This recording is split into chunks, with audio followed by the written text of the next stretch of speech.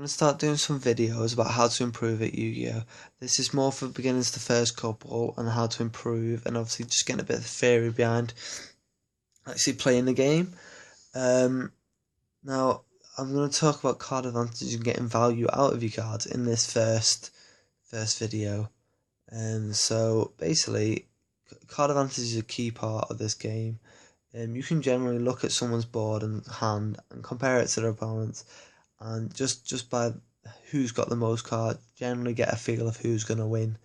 This is mainly because, like, for instance, I've laid out this very simplistic scenario where I'm just going to say that this person who's playing these cards is exactly the same as the person playing these cards. So let's say it's me playing myself. If I play exactly the way I should, and my opponent, who is also me, plays the exact same way they should and knows the deck the exact same way, we will just trade resources. So basically, by the end of it, this should be in my grave, these 3 cards, and these 3 cards should be in their graveyard. So basically, that'll leave us both with no sort of advantage, no way to apply pressure to our opponent, and obviously both our win conditions is just to kill our opponent, so get their life points from 8,000 to 0. I say that our win condition because obviously there's mill decks, there's Exodia decks, so our win condition though is to beat our opponent's life points down to 0.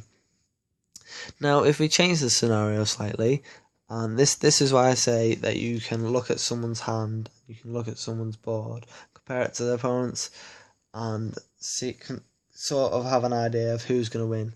So if I add this card to my side of the field, or my hand, and compare it to my opponent's, now if we do the exact same scenario where we trade cards, this goes to my grave, and these 2 go to my grave, and these go to your grave, I'll be left with this card, which means that I have a card that can knock your life points down. I have a card that can apply pressure. Which is obviously what you want to do because you're sort of meeting your win condition, and I'm asking my opponent to answer it now. You're having to use cards where I've got the advantage, I'm getting attacks in, and you're having to answer my threats, which is always a good thing, because if your opponent's having to answer your threats, it means that you're less likely to have to answer their threats, because they haven't got enough resources to actually push with any sort of threat, because they're having to deal with yours. It's just asking too much of their cards, and they're not, obviously they can't get, there's every card sort of has a ceiling, like a ceiling value where they can't get any more value from it. So if I have this one card left and we both play the same way, like I said, then I'm probably going to win because I have more cards than you.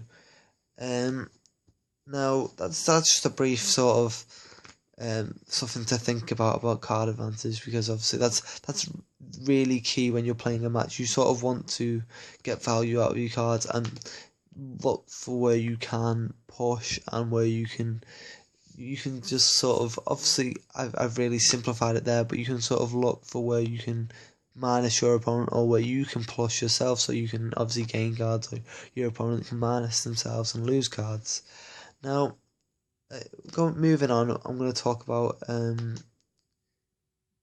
like getting value out of your cards, and like the ceiling of cards, as some people call it. Like the ceiling is like sort of how good a card is and how much value you can generally get from it. So if I start off like this, with a sort of hand like this, let's say my opponent sets 3 back row. Obviously has 2 in hand, they went first, and they pass the turn. Now I'm obviously going to draw. Now, I know a lot of people who are very, very risky, and will just play this card, hit 1, so my opponent either has 1 or 2 spell trap cards left, nothing on the board, and then they will just literally just like try to get everything onto the field as fast as possible and just start attacking, and obviously trying to OTK their opponent.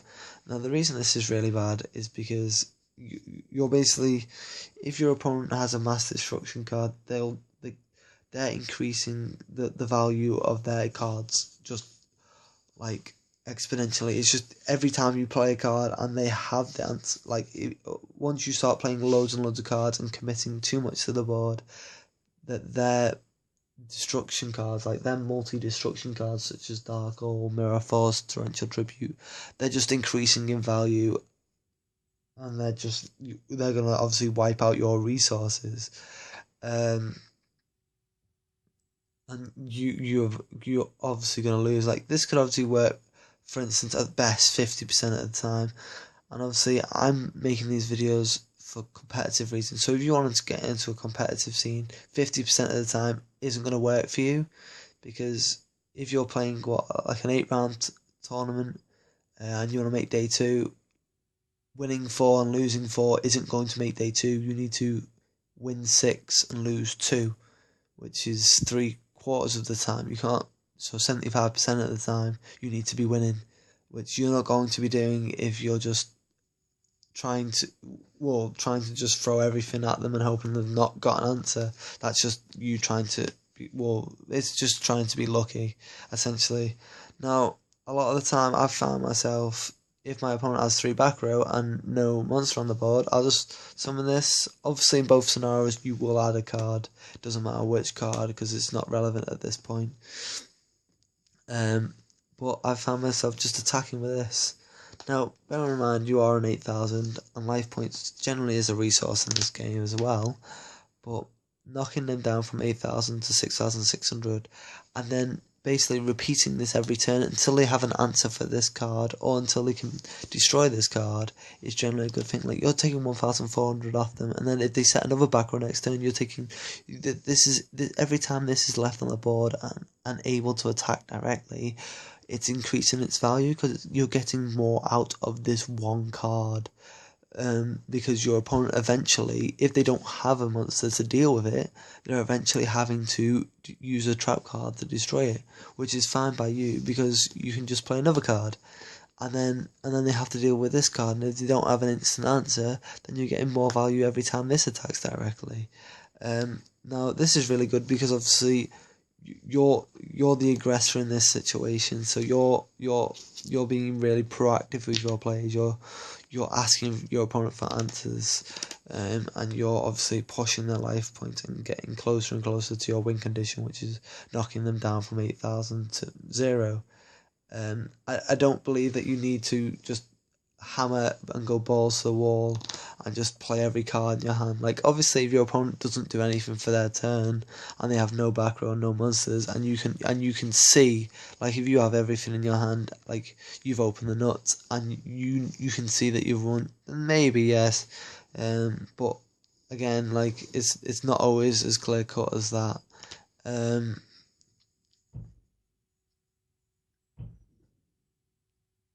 But some people think that you can do that, but that's obviously not going to win you most of the tournaments or get you into day 2.